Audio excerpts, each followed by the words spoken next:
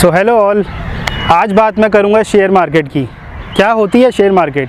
जैसे कुछ अच्छा खाने की खुशबू सूंघ के आपके मुंह में पानी आ जाता है, उसी तरह स्टॉक्स वगैरह सुन के आपके दिलो दिमाग में पैसा आप करने लग जाते हो। मगर क्या है ये चीज़? क्या आप पैसा बना पाओगे? उसके लिए आपको स्टॉक मार्केट समझना बहुत ज़रूरी है। तो अब स्टॉक क्या होता है? देखिए, ये बड़ी बड़ी कंपनीज अपना स्टॉक निकालती है। तो स्टॉक का मतलब होता है आप उस कंपनी में ओनर हो। हिंदी में बोलो तो आप उस कंपनी की हिस्सेदारी ले रहे हो, उसे कहते हैं स्टॉक। तो और समझिए, अब ये स्टॉक के प्राइस कैसे डिटरमाइन होते हैं। आप जैसे स्क्रीन पे देख सकते हो, आपको अगर सब्जियां खरीदनी पड़ती है तो आप सब्जी मंडी जाते हो, कोई लोग सब्जी बेचने आते हैं और आपस में मिलकर बार्गेनिंग करते हो और आप सब्जियां ले जाते हो। उसी तरीके से कोई गाड़ी शाड़ी खरीदनी होती है तो आप शोरूम में चले जाते हो, वो शोरूम में बेचते हैं। कोई आपको ज्वेलरी वगैरह खरीदनी होती है, आप दिल्ली के करोल बाग में चले जाते हैं। उसी तरीके से शेयर्स की एक मार्केट बनी हुई है जिसे हम कहते हैं NSE और BSE, नेशनल स्टॉक एक्सचेंज और बॉम्बे स्टॉक एक्सचेंज। वहाँ पे भी बड़े बड़ी कंपनीज है, जैसे रिलायंस होगी, इन्फोसिस होगी, दुनिया भर के शेयर्स बिकते हैं। जैसे मैंने एग्जांपल में दिखा रखा है, 100 रिलायंस दे दो, 100 रिलायंस बेच दो। इस तरीके से इनकी भी ट्रेडिंग होती रहती है।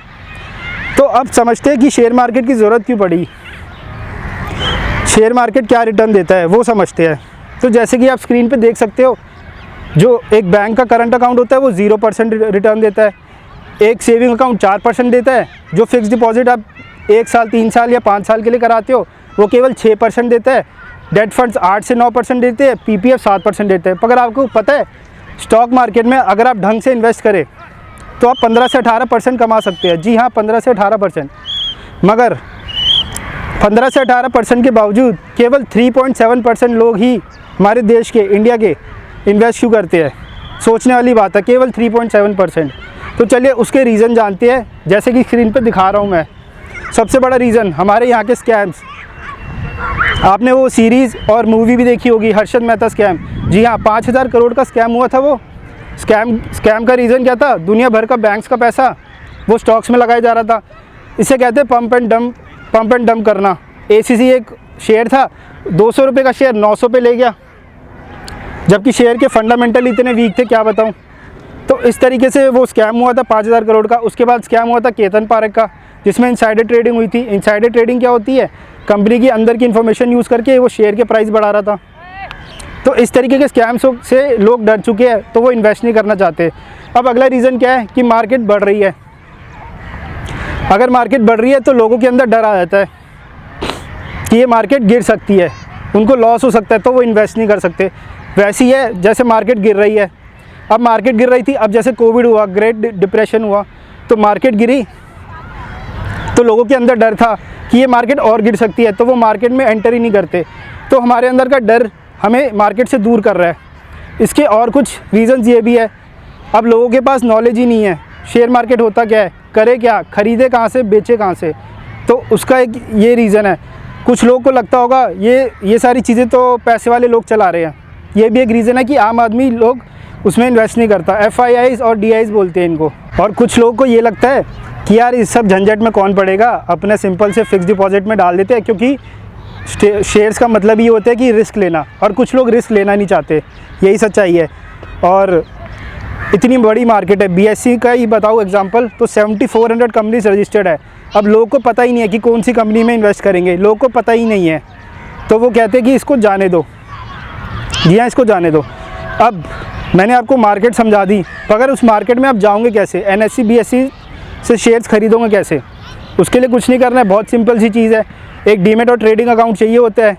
स्क्रीन पे आप देख सकते हो डॉक्यूमेंट्स लगेंगे, address proof, pan card, income proof और जो बाकी डॉक्यूमेंट्स लिखे हुए। और किसी ब्रोकरेज फर्म को पकड़ लेना, हर बैंक ये सर्विस प्रोवाइड करता है। आपका डीमेट ट्रेडिंग अकाउंट खुल जाएगा और आप रेडी हो जाओगे ट्रेडिंग करने के लिए, पैसे बनाने के लिए। तो चलिए आगे चलते हैं। मार्केट में ट्रेड करने के लिए आपने ये सब कर लिया, आपने बेसिक समझ लिया। मार्केट में ट्रेड करने के लिए क्या ज़रूरी है? जी हाँ, क्या ज़रूरी है? तो निफ्टी एक इंडेक्स होता है, वो NSE का इंडेक्स होता है, जिसमें सबसे बड़ी 50 कंपनीज़ का इंडेक्स है ये। तो इसमें PE रेशियो होता है, प्राइस टू अर्निंग रेशियो। अब PE रेशियो का मतलब समझिए, 1 रुपया कमाने के लिए आप कितना पैसा इन्वेस्ट डाल रहे हैं, इस आसान भाषा में। तो 1 रुपया कमाने के लिए आप जितना कम पैसा डालोगे उतना फ़ायदा आपका। तो PE रेशियो अगर 10 है तो आप 10 रुपये डाल रहे हो 1 रुपये कमाने के लिए, और अगर पी रेशियो 30 है तो आप 30 रुपये डाल रहे हो 1 रुपये कमाने के लिए। तो हमें ये कम देखना है, जब ये कम होगा हम इन्वेस्ट कर सकते हैं। तो निफ्टी 50 का ये इंडेक्स हमें, निफ्टी 50 ये बताएगा कि कब हम पैसा डाल सकते हैं, इस बात को समझिए। तो जैसे मैंने ये एग्जांपल भी दी, मैंने अपने ये खुद पर्सनल एक्सपीरियंस और ये चीज़ देखी है कि अगर पी रेशियो 15 से कम है तो हम डेफिनेटली इन्वेस्ट कर सकते हैं। इंडिया की मार्केट की बात कही जाए 15, 16, 17 पे भी, 18, 20 तक भी हम कर सकते हैं। और 25 से ऊपर मतलब मार्केट एक्सपेंसिव है, मेरे को बहुत ज़्यादा पैसा डालना पड़ रहा है, तो इसलिए मैं इन्वेस्ट नहीं करूँगा तब। अब कुछ एग्जांपल देखिए इसके, जब ग्रेट डिप्रेशन हुआ था 2008-2009 में, उस वक्त पी रेशियो 11, 11.5 था। उसके बाद एक साल में रिटर्न देखिए कितना आया है, 75% देखिए। अभी कोविड का टाइम ही ले लीजिए, कोविड 2019 में पी रेशियो था 17-18, उसके बाद एक साल का रिटर्न 94-95% आया है। बताइए, तो पी रेशियो हमें सही तरीका बताएगा। पी रेशियो से हम समझ सकते हैं कि कब इन्वेस्ट करना चाहिए। और चलिए आगे बढ़ते हैं। अब समझते हैं कि स्टॉक्स में इन्वेस्ट करना 2 तरीके से हो सकता है। जी हाँ, 2 तरीके से। सबसे पहला तरीका है म्यूचुअल फंड्स। म्यूचुअल फंड्स का मतलब क्या होता है, आपके पास पैसा, आपका अकाउंट खुल गया, आपने पैसा दिया किसी म्यूचुअल फंड में और उसने दुनिया भर की कंपनीज़ में लगा दिया। इसे कहते हैं इनडायरेक्ट वे। इसमें रिस्क कम होता है क्योंकि पैसा बहुत सारे कंपनीज़ में लगता है, बहुत सारी कंपनीज़ में डाइवर्सिफाई हो जाता है। वो ऐसे समझिए आप, रिस्क आपका डाइवर्सिफाई हो जाता है और रिटर्न भी आपका थोड़ा लो से मीडियम रहता है। या तो आप डायरेक्ट स्टॉक में इन्वेस्ट कर सकते हैं, आपको नॉलेज है, आपको पता है, तो आप डायरेक्ट स्टॉक में इन्वेस्ट करेंगे। हाँ, उसमें रिस्क ज़्यादा होगा बट रिटर्न भी ज़्यादा होगा।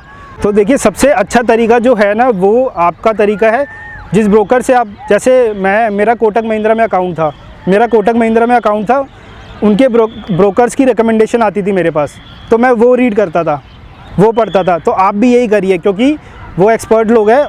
तो देखिए, सबसे बढ़िया तरीका यही है, जहाँ से भी आपने अकाउंट खुलवाया होगा, हो सकता है ज़ीरोधा हो, कोई भी बैंक से हो, तो उनकी रिकमेंडेशन आती है, तो उनको देखिए क्या रिकमेंडेशन दे रहे हैं, उसको समझिए, उसको पढ़िए, तो ये आपको नॉलेज मिलेगी कि किस शेयर में पैसा लगाना चाहिए या नहीं लगाना चाहिए। वो सारी रिकमेंडेशन मिलेगी आपको, जैसे आप किसी के साथ अकाउंट खुलवा लेंगे। उसके अलावा डायरेक्ट स्टॉक में आपने रिकमेंडेशन समझ ली है, एक स्टॉक को पकड़ लिया है, तो उसके बारे में और डिटेल्स निकालिए। जैसे मैंने रिलायंस के बारे में निकाली है, मैंने, आप स्क्रीन पे देख पा रहे होंगे। तो सबसे इम्पोर्टेंट चीज़ है टोटल रेवेन्यू। तो उसको समझिए कि 5 साल का रेवेन्यू कैसा है, बढ़ रहा है, स्टेबल रह रहा है, कैसा है, रेवेन्यू क्या है, प्रॉफिट क्या है। आप स्क्रीन पे देखिए, मैंने रिलायंस का प्रॉफिट भी निकाला है, तो उसका प्रॉफिट कैसा है। और सबसे इम्पोर्टेंट ज़रूरी है रिटर्न ऑन इक्विटी, क्योंकि हम शेयर होल्डर्स हैं, तो रिटर्न ऑन इक्विटी होती है एक चीज़ कि कितना पैसा मिला एक शेयर, रिटर्न कितना मिला एक शेयर पे। तो उसको देखिए, क्या वो बढ़ रहा है, क्या वो डबल डिजिट में है, तो उतना रिटर्न आप कमा सकते हैं अगर आप इन्वेस्ट कर सकते हैं। तो इस तरीके से इन सारी चीज़ों को समझिए। चलिए, अब हम बहुत सारी चीज़ें समझ चुके हैं। शेयर मार्केट क्या होता है, शेयर मार्केट कैसे चलता है, आप शेयर मार्केट में कैसे एंटर कर सकते हो, कैसे शेयर्स को देख सकते हो, कैसे मार्केट का पी रेशियो निकाल सकते हो, ये सारी चीज़ें हम समझ चुके हैं। बट मैंने जब मार्केट को स्टडी करा, मुझे ऐसी चीज़ें मिली जो बहुत हैरान करने वाली थी। मैं उन चीज़ों को आपको समझाता हूँ। तो उसके लिए हमें थोड़ी सी इकोनॉमिक्स समझनी पड़ेगी, जो आपने कभी 11-12 में पढ़ी होगी, वो मैं आपको शुरू से समझाता हूँ। आप स्क्रीन पे भी देख पा रहे होंगे। तो कुछ नहीं, कुछ बेसिक इकोनॉमिक्स के प्रिंसिपल होते हैं। सबसे पहले क्या है, किसी भी चीज़ को, किसी भी गुड के प्राइस को निकालने के लिए टोटल डिमांड और टोटल सप्लाई, जी हाँ, डिमांड और सप्लाई, जैसे शेयर्स की भी डिमांड एंड सप्लाई है ना, वो मार्केट में अवेलेबल होनी चाहिए। वो मार्केट में total demand and supply available होनी चाहिए। अब देखिए, डिमांड, शेयर का डिमांड क्या होगा, जैसे शेयर का प्राइस गिरेगा, लोग ज़्यादा डिमांड करेंगे क्योंकि उनको लगेगा अभी ख़रीद लेता हूँ, बाद में बेच दूँगा, प्रॉफिट बन जाएगा। और शेयर की सप्लाई, जो ऑलरेडी शेयर्स पकड़ के बैठे हैं, जैसे ही शेयर का प्राइस ऊपर जाएगा, वो शेयर्स बेचेंगे क्योंकि उनको लगेगा कि ये गिर जाएगा। तो सप्लाई ऊपर, डिमांड नीचे, सप्लाई ऊपर, ये चीज़ याद रखिए बस। इससे मैं समझाऊँगा पूरा कॉन्सेप्ट। चलिए, अभी हमारी जो कंट्री है बहुत कॉम्प्लेक्स है, ट्रेडिंग जिस तरीके से हो रही है बहुत कॉम्प्लेक्स है। मैंने इसको एक छोटे वे में कन्वर्ज कर दिया है, जिससे आप समझ पाओगे कि एक्चुअल में ट्रेडिंग हो कैसे रही है। तो मान लीजिए एक कंट्री है इंडिया, सिर्फ एक कंट्री है दुनिया में, उसकी पॉपुलेशन है 100 लोग, 100 लोग उसकी पॉपुलेशन है। अभी एक्चुअल में 140 करोड़ है, बस अज्यूम करिए। तो अब इन 100 लोग में से एक इंसान, मान लीजिए वो मुकेश अंबानी है, वो रिलायंस स्टार्ट करता है, और एक्चुअल सिनेरियो ले रहा हूँ मैं ये, उसके पास 50% शेयर है, 50% शेयर कंपनीज़ के है। तो वो 50% और 100 शेयर से कंपनी स्टार्ट करता है, और 50% शेयर वो अपने पास रख लेता है। अपने पास नहीं, मतलब उससे स्टार्ट करता है। तो 50 शेयर उसके हो गए और 50 शेयर मार्केट में आए हैं। अब समझिए, अब 99 लोग हैं, इन सबको ट्रेडिंग करने आती है। देखो स्क्रीन पे भी मैं बता रहा हूँ, अब ये 99 लोग शेयर्स के लिए लड़ रहे हैं, 50 शेयर्स के लिए। तो क्या हो गया सिनेरियो, वो देखिए आप, ग्राफ में दिखा चुका हूँ। डिमांड मेरा नीचे आ रहा है, सप्लाई मेरी ऊपर जा रही है, और ये जहाँ मिलेगी वो प्राइस डिटरमाइन करता है। ये इकोनॉमिक्स का कॉन्सेप्ट होता है। मगर अब सबसे बड़ी गलती क्या हो रही है, ये ध्यान से देखिएगा। मैंने इसका प्राइस भी 2400 लिया है, रिलायंस का अभी का प्राइस है 6 दिसंबर का, 6 दिसंबर 2021 का। अभी गलती क्या हो रही है, ये प्राइस जो निकलेगा केवल 50 शेयर्स का निकलेगा, 50 शेयर्स का, ना कि 100 शेयर्स का। चलिए अब इसको रियलिटी से लिंक करते हैं। अब ये 50 शेयर का प्राइस निकला है, हम इसको 100 शेयर्स के लिए अज्यूम कर लेते हैं, क्योंकि जो प्रमोटर है वो भी उसी पैसे पे शेयर बेच सकता है जो मार्केट में दिखता है हमें। मगर जो प्रमोटर के शेयर होते हैं वो नॉन ट्रेडेबल होते हैं, वो मार्केट में अवेलेबल ही नहीं होते। ये सबसे बड़ा झोल है मुझे लगता है स्टॉक मार्केट का। They are non tradable shares, जबकि पूरी total supply and demand available होनी चाहिए according to the economics.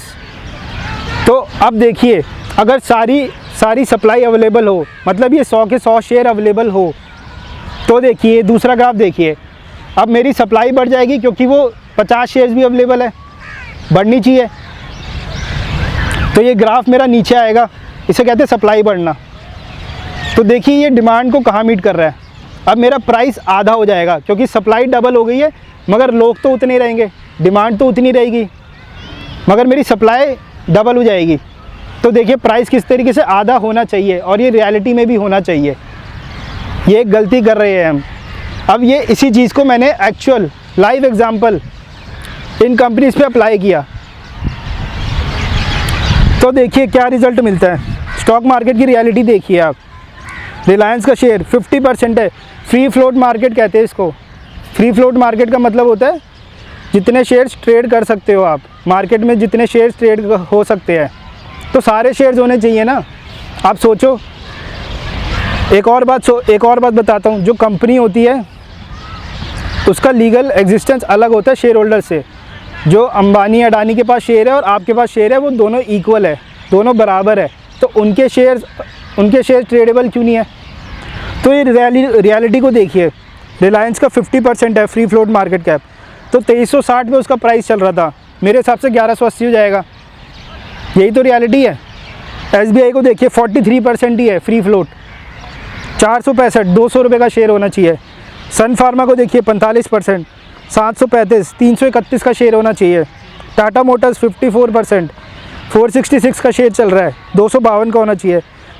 JSW का देख लीजिए 41%, 642 का शेयर चल रहा है, 263 का होना चाहिए। क्योंकि ये शेयर सप्लाई नहीं अवेलेबल है, ट्रेडेबल होने चाहिए सारे शेयर्स। डिमांड 100% है, तो सप्लाई भी 100% होनी चाहिए। श्री सीमेंट का सिर्फ 37% है, 25,600 का शेयर है, 9,472 पे चल रहा है। इंडिया का total market cap as of October $2.46 trillion बना रखा है, वो 1.23। अब मैं इसमें अजम्पशन ले रहा हूँ कि 50% तकरीबन ऑन एन एवरेज हमारा फ्री फ्लोट रहता है, तो ये आधे हो जाएंगे। मार्केट अभी 17,000 पे चल रही है, 8,500 पे होनी चाहिए भाई, 8,500 पे होनी चाहिए। अब इसको ऐसे समझिए आप, बड़ी पिक्चर समझिए। अब रियल लाइफ से समझिए। ये अंबानी जी की वेल्थ आती है कुछ पता नहीं 4 लाख करोड़, अडानी जी भी पता नहीं 5th वेल्थ बन गए, ये बन गए, वो बन गए। सारा पैसा शेयर से ही तो बन रहा है। वो शेयर्स जो हम लोग ट्रेड करते हैं, करोड़ों लोग मिलके ट्रेड करते हैं, ये ट्रेड ही नहीं करते, इनके शेयर नॉन ट्रेडेबल है। यही रियलिटी है। और हम पैसा बढ़ा रहे हैं, हम ही पैसा बढ़ा रहे हैं और इनकी वेल्थ बन रही है, ये रियलिटी है। तो मेरे हिसाब से तो यही होना चाहिए। 17,000 पे चल रहा है, मैंने तो अपने सारे शेयर्स बेच दिए, मेरे को ये बात समझ आई। अब मैं वेट कर रहा हूँ कब ये गिरेगा। अब देखिए आपके पैसे बन गए क्योंकि आप आप ये अभी शेयर्स बढ़े हुए, जब ये गिरेंगे तब फिर ख़रीद लेना, क्योंकि पी रेशियो तब कम हो जाएगा, फिर ख़रीद लेना। मगर रियलिटी यही है, मार्केट में शेयर सारे अवेलेबल होने चाहिए, उनके शेयर्स अलग थोड़ी है हमारे से यार। पता नहीं ये उल्टा कॉन्सेप्ट किसने बनाया है, कॉन्सेप्ट ही गलत है। हम मिलके मेहनत कर रहे हैं और वो क्या पता वो अपनी 10% शेयर्स बेच के निकल जाए, हो ही नहीं सकता ना, पॉसिबल नहीं है। हम 37% शेयर्स का 40% शेयर्स का प्राइस निकल रहा है, क्योंकि ट्रेड ही उतने हो रहे हैं, 100% शेयर्स का प्राइस निकल ही नहीं रहा। तो इस बात को समझिए। चलिए, मुझे लगता है मैंने सारी बातें समझा दी है, आप इसको देखिए, आप इसको समझिए। शेयर्स है तो बेचिए, और आप नए हो तो ट्रेडिंग अकाउंट खोल के रखिए और गिरने का वेट करिए और मज़े करिए ज़िंदगी के। और मेरी वीडियो को सब्सक्राइब करना, शेयर करना, लाइक करना और बेल आइकन को प्रेस करना मत भूलिए। चलिए, मिलता हूँ अगली वीडियो में अगले कॉन्सेप्ट के साथ।